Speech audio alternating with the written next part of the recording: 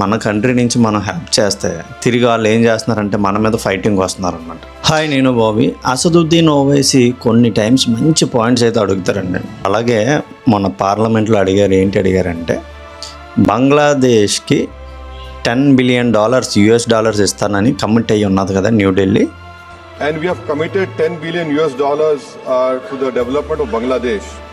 మరి ఇప్పుడు Hindu temples, Hindus గురించి అక్కడ గొడవలు అవుతున్నాయి కదా, మీరు ఏ యాక్షన్ తీసుకుంటున్నారు? What steps is this government taking to ensure that the Hindus in Bangladesh are protected and temples are protected? దాని మీద ఏ స్టెప్ తీసుకుంటున్నారు అని చెప్పి గట్టిగా అడిగారు అనమాట. And what steps is this government taking to stop this dumping of fabrics from Bangladesh? చూడండి, మనం వాళ్ళ డెవలప్మెంట్ కోసం మన కంట్రీ నుంచి మనం హెల్ప్ చేస్తే తిరిగి వాళ్ళు ఏం చేస్తున్నారంటే మన మీద ఫైటింగ్ వస్తున్నారనమాట.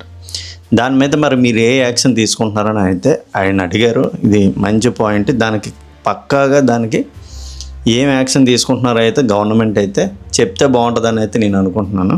ఎందుకంటే మన డబ్బులు తిరిగి మన మీద గొడవకు వస్తే మనం ఏం చేయాలో కూడా తెలియాలి కదా వాళ్ళకి. ఆ క్వశ్చన్ ఆన్సర్ కోసం అయితే నేను కూడా వెయిట్ చేస్తున్నా. మరొక టాపిక్తో మళ్ళీ కలుద్దాం. Thank you so much.